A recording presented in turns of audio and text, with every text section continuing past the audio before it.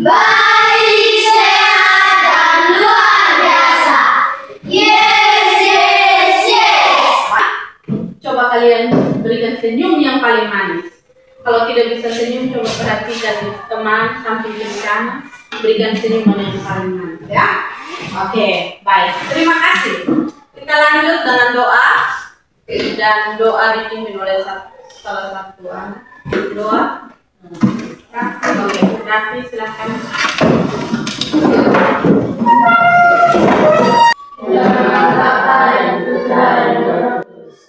Anabel Tamaraton. Hadir, Ibu. Kita akan belajar tentang bullying atau perundungan. Apa yang dimaksud dengan bullying atau perundungan? Siapa yang tahu? Yang tahu angkat tangan. Oke? Bully adalah bentuk penindasan atau kekerasan yang dilakukan oleh seseorang yang dibuat secara sengaja. Iya. Kita baca sama-sama. Oke? Bullying adalah salah satu bentuk dari perilaku agresif dengan kekuatan dominan pada perilaku yang dilakukan secara berulang-ulang dengan tujuan mengganggu anak lain atau korban yang lebih lemah darinya. Ya, baik. Sebelum itu kita ice breaking dulu, bisa? Oke, kita ice breaking dulu ya. Baik, kita ice breaking. Masih ingat anti bullying? Oke, coba silakan bangun, kita ice breaking dulu. Tepuk anti bullying. Jangan suka menyakiti. Jangan suka memukuli. Jangan suka caci maki. Boleh, no. Sayang, teman, yes. Ibu akan sampaikan tujuan pembelajaran kita hari ini, ya. Ada 4 tujuan pembelajaran kita hari ini, ya. Yang pertama, peserta didik dapat memahami konsep perundungan atau bullying. Itu yang pertama. Lalu yang kedua, peserta didik dapat membedakan jenis-jenis perundungan. Itu yang kedua. Dan yang ketiga, peserta didik dapat menganalisis dampak perundungan. Ya. Dan yang keempat atau yang terakhir, peserta didik mampu mencegah perundungan yang terjadi pada dirinya dan lingkungannya. Jenis-jenis bullying, ya. Secara verbal. Bullying secara verbal. Yang kedua, bullying secara fisik. Yang ketiga, bullying secara relasional atau sosial. Dan yang keempat itu bullying elektronik atau cyber. Ada berapa? 4. Ada 4 macam. Nah, secara verbal melalui fitnah, ya, dan juga bisa melakukannya secara terang. Ya. Lalu lakukan dalam bentuk verbal itu menjadi awal perilaku bullying, ya, yang menjadi langkah pertama menuju kekerasan yang lebih lanjut. Ya. Itu salah satu bentuk bullying secara verbal. Secara fisik itu dia melakukan mungkin karena ditampar, ya, jambak, ditendang, atau bisa dicakar juga. Itu bullying secara fisik. Dapat merusak orang punya mental, ya. Jiwa seseorang itu bisa rusak karena dia ingat, dia punya memori itu ingat, ya. Cuma saya dijambak sampai seperti ini. Akhirnya orang itu dia bisa bisa sakit hati, ya, bisa juga dia mau mengecilkan dia punya diri karena dampak dari bullying ini. Secara relasional atau sosial. Nah, berbicara tentang sosial, ya, berarti interaksi sesama, ya, interaksi secara berkelompok, ya, baik di rumah, di sekolah atau di lingkungan sekitar, ya. Misalnya cibiran atau bisa juga mengejek, juga dengan bahasa tubuhnya, ya, menunjukkan bullying secara sosial. Mungkin dilihat menunjukkan bahasa tubuhnya yang orang bisa tahu, bisa baca bahwa oh itu kayaknya dia melakukan sesuatu yang membuat orang tidak merasa nyaman, ya. Lewat cibiran pun demikian.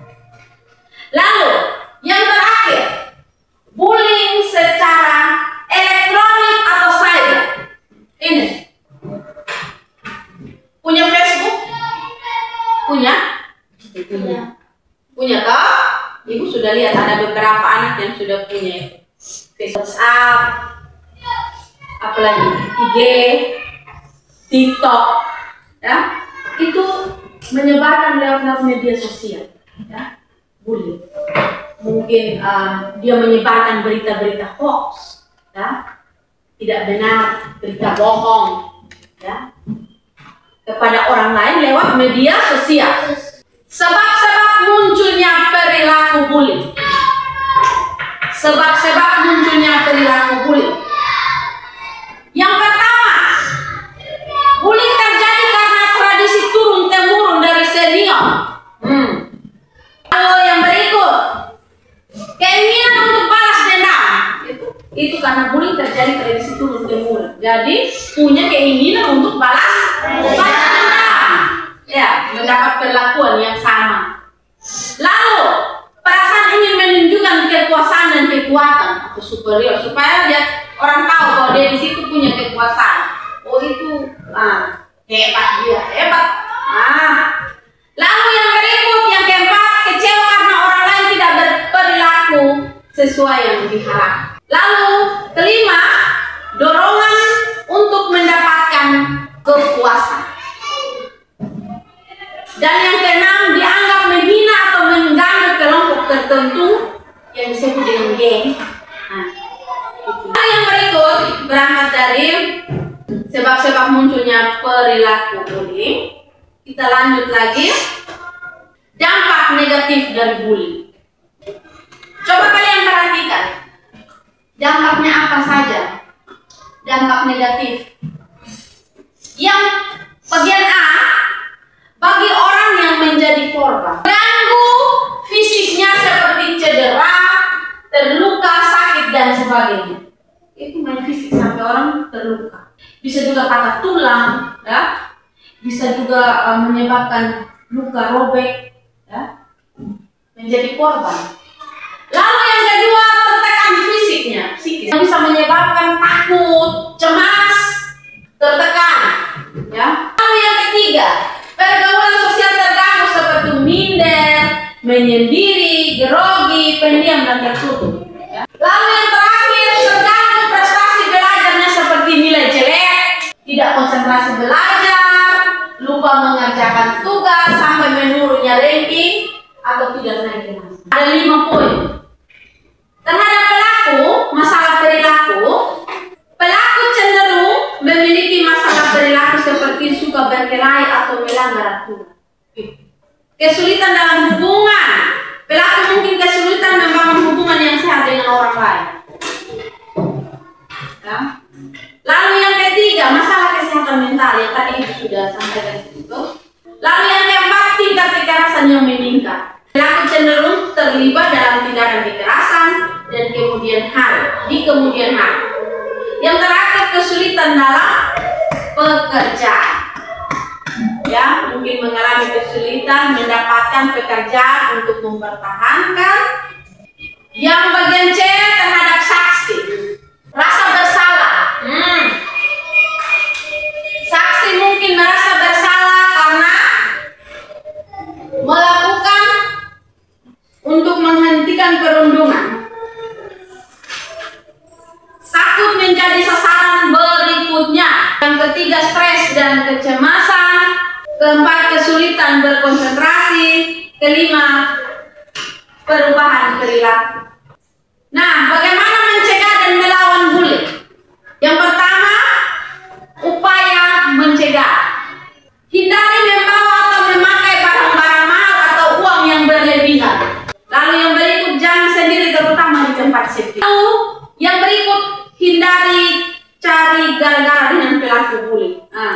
Kalau dia melakukan tindakan bullying untuk kalian atau siapapun, kita hindari. Jangan coba melawan ya. Perkelahian ya. Kita menghindari. Apa yang dia mau katakan kita hindari. Ya. Lalu yang berikut, jangan berada di dekat orang yang suka melakukan tindakan bullying atau berada di sekitar mereka. Lalu yang berikut, kenali dan perhatikan perilaku bullying. Lalu yang berikut, jangan ikut-ikutan melakukan tindakan bullying dalam bentuk apapun. Ya, dalam bentuk apapun. Tadi itu ada berapa nih? Macam nih bullying? Ada berapa? Ada 4. Jangan ikut-ikutan melakukan tindakan bullying dalam bentuk apapun. Yang ada 4 yang tadi kami sudah ingat itu.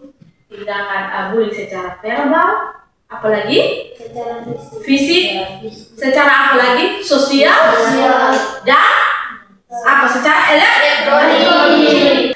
Kita lanjut lagi ya. Upaya melawan pelaku bullying. Upaya melakukan apa? Pelaku bullying. Apa saja untuk melawan pelaku bullying? Kita dapat mengambil sikap sebagai berikut. Yang pertama, jadilah orang yang percaya diri dan tunjukkan ketahanan diri bahwa kita tidak mau mengganggu dan diganggu.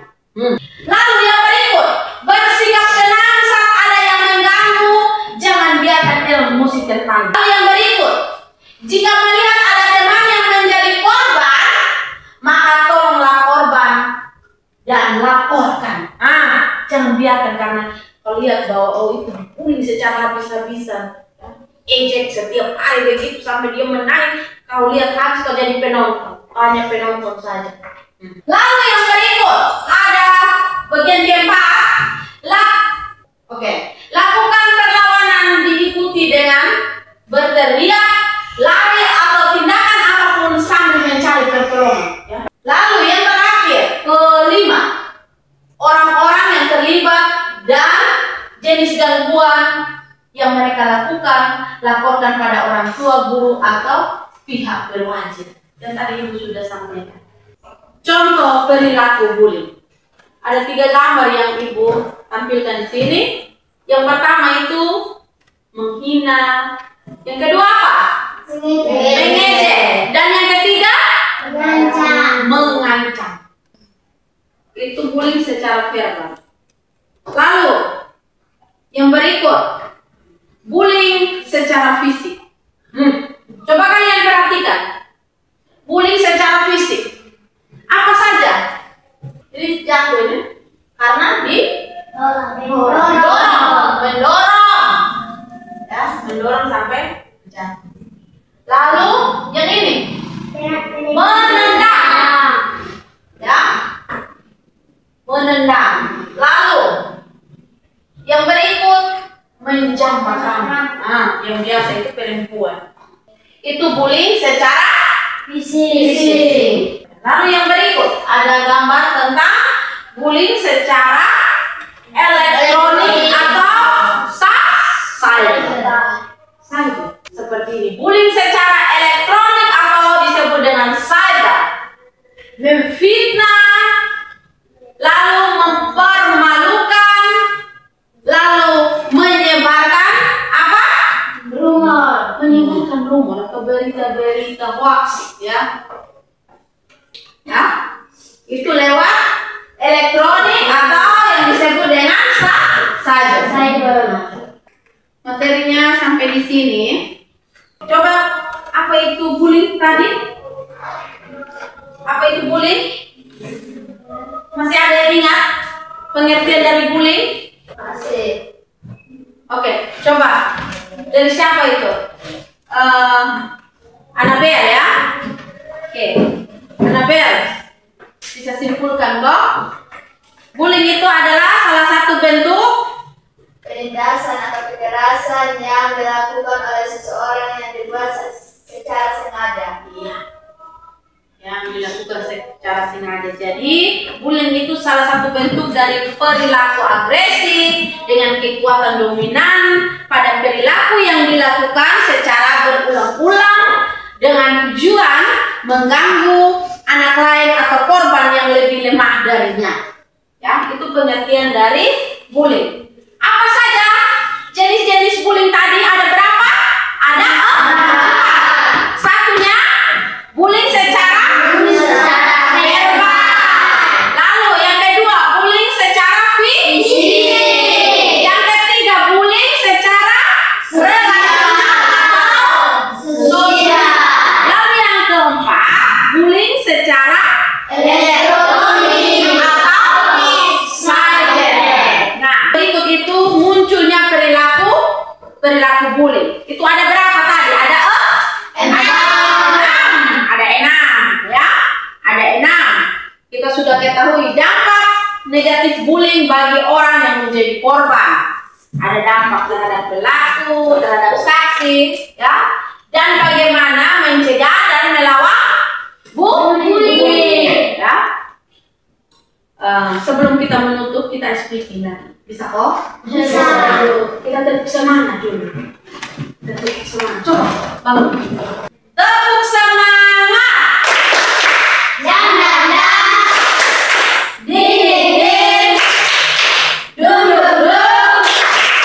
Jangan ding dung dung dung.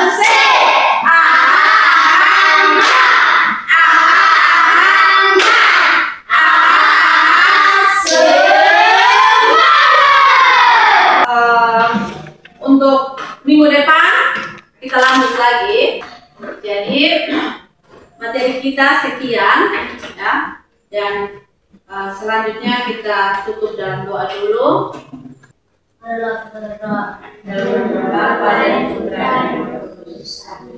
Siapa yang bisa? Mulai hari ini kita katakan stop bullying. sekali lagi. Kita katakan Stop bullying. terima kasih. Selamat siang semua. Siang Ibu.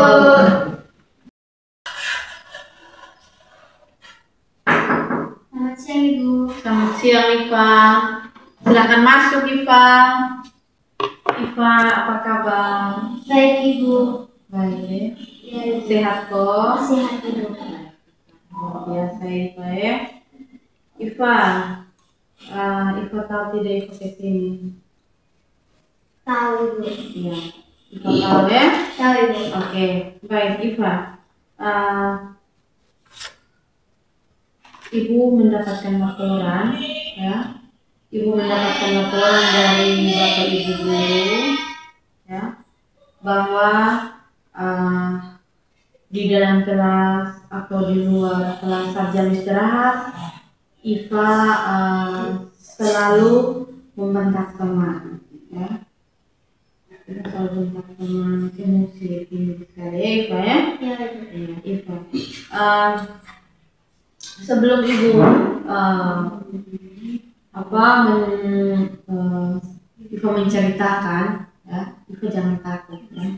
Iva jangan takut bahwa nanti setelah Iva cerita itu Ibu bisa ceritakan ke orang lain, tidak Iva. Jadi Ibu mau sampaikan bahwa di dalam bimbingan konseling itu ada kode etiknya, ya Iva, ada kode etik. Jadi kode etik itu ada asas kerahasiaan yang harus Ibu jaga, ya.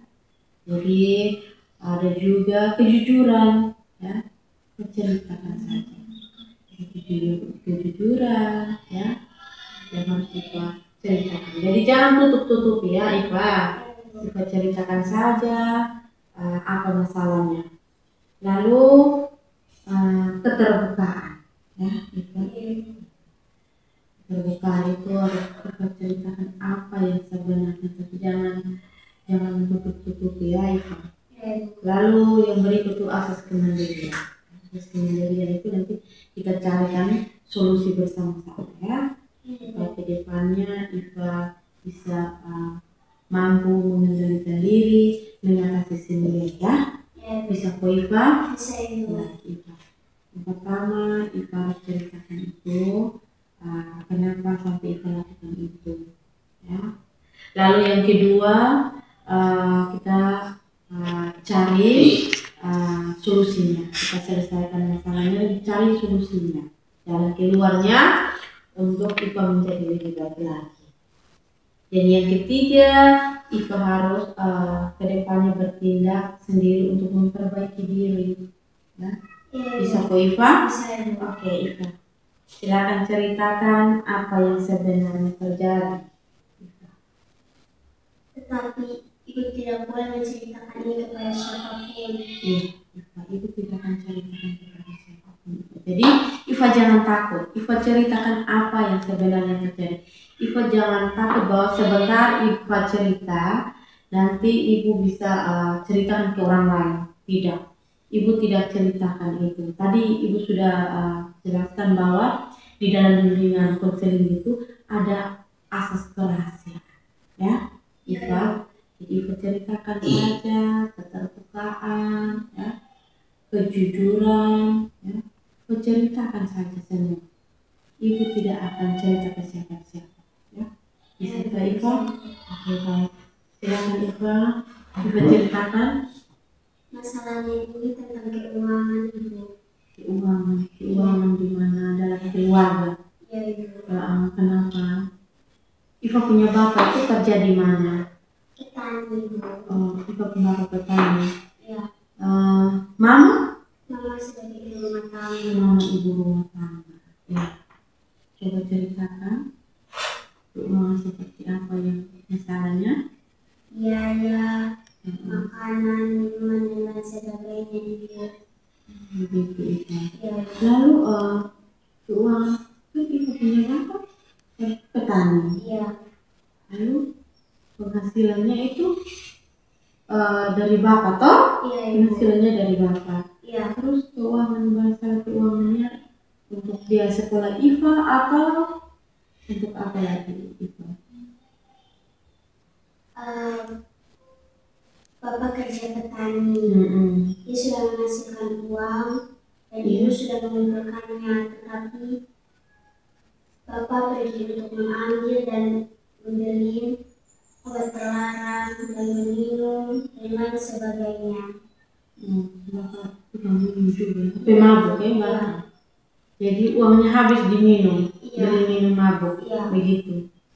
Jadi dengan tidak ada uang jadi ribut dan mana begitu. Jadi uang yang sudah dihasilkan itu bukannya untuk kebutuhan dalam keluarga, untuk biaya anak-anak, tapi gunakan untuk minum, begitu. Nah, terus Ibu berapa bersaudara? 2, Ibu. 2. Kakak? Kakak keluar kota untuk kuliah. Begitu. Oh, kakak sementara kuliah. Iya. Jadi yang di rumah Iva Dan orang tua. dan orang tua. Jadi bertiga di rumah. Iya. Jadi papa dan mama selalu bertengkar karena keuangan. Papa juga pulang mabuk, begitu. Iya. Selalu begitu. Selalu. Begitu. Baik Iva. Ini tentang masalah keluarga juga, kesian juga kan. Kalau pulang tengah malam ribut, akhirnya tetangga juga terganggu, ya. Itu yang pertama. Yang kedua, Iva ini juga pengaruh juga untuk kamu Iva, ya. Akhirnya kebiasaan ini juga kamu bawa sampai tanpa sadar kamu bawa sampai di lingkungan sekolah ya Pak. Ya. Jadi ibu akan mempertemukan dengan orang tua, ya, supaya kita mencari solusi, ya, kita selesaikan masalah ini, ya, mencari solusi yang terbaik agar masalah yang cepat terselesaikan, ya, supaya ibu tidak lagi mengganggu atau membentak teman lagi di dalam kelas atau di lingkungan sekolah, ya, karena kebiasaan yang Ibu bawa itu kadang pengaruh lingkungan, sangat berpengaruh untuk Ibu, ya. Ya Ibu. Ibu.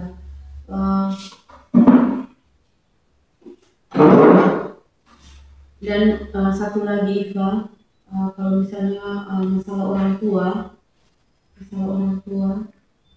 kita sebagai anak tidak boleh ikut campur ya Ibu. Kalau misalnya seperti itu menghindar. Kita bisa menghindar, kita bisa pergi ke oma Oh, masih hidup. Sudah meninggal Ibu. Oh, sudah meninggal. Lalu tante, pokoknya Iva punya keluarga yang dekat-dekat, boleh sementara mungkin Iva di keluarga dulu Iva ya. Bisa kok Iva? Bisa Ya, karena kalau pulang mabuk seperti itu, pulang dari tengah malam, ada pertengkaran seperti itu kan memang tidak baik ya Iva. Oke, itu yang kedua Iva harus mengingat dulu ya. Jadi urusan orang tua, anak-anak tidak boleh ikut campur. Baik Iva, yang berikut Iva, nanti Ibu carikan waktu juga untuk pertemukan Iva lagi dengan orang tua. Kita carikan solusinya bersama ya Iva. Baik. Mungkin ada lagi Iva yang harus ceritakan lagi? Tidak lagi. Tidak ada yang Iva harus ceritakan lagi. Betul-betul ini cerita yang Iva ceritakan kepada Ibu.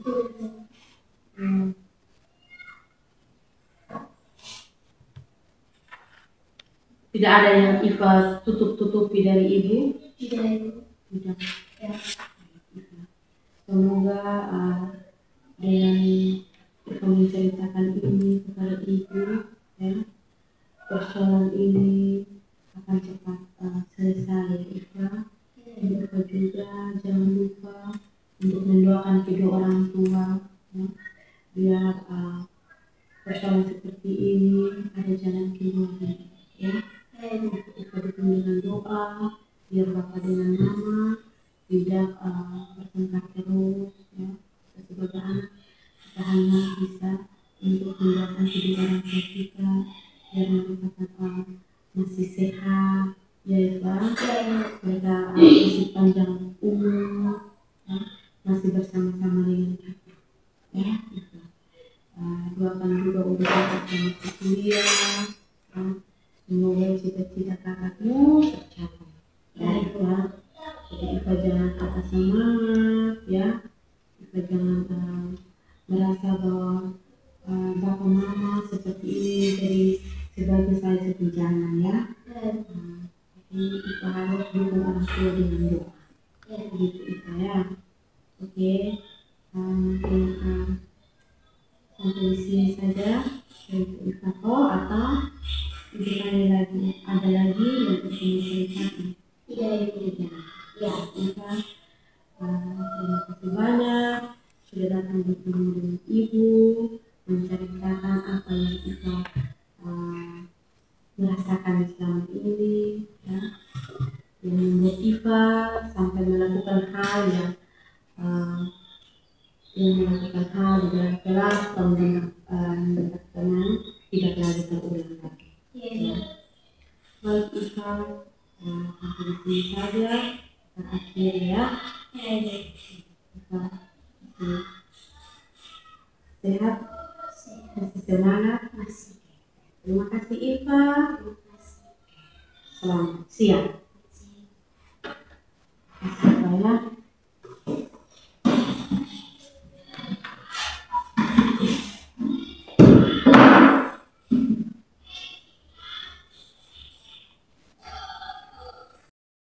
Saya salam damai sejahtera untuk kita semua. Selamat siang yang terhormat Bapak Ibu dosen penilai kinerja. Perkenalkan, nama saya Felicitas Sokilo, SPD, mahasiswa PPG Guru Tertentu tahap 1 tahun 2025 dari LPTK Universitas Pendidikan Ganesha dengan NIM 2574801040.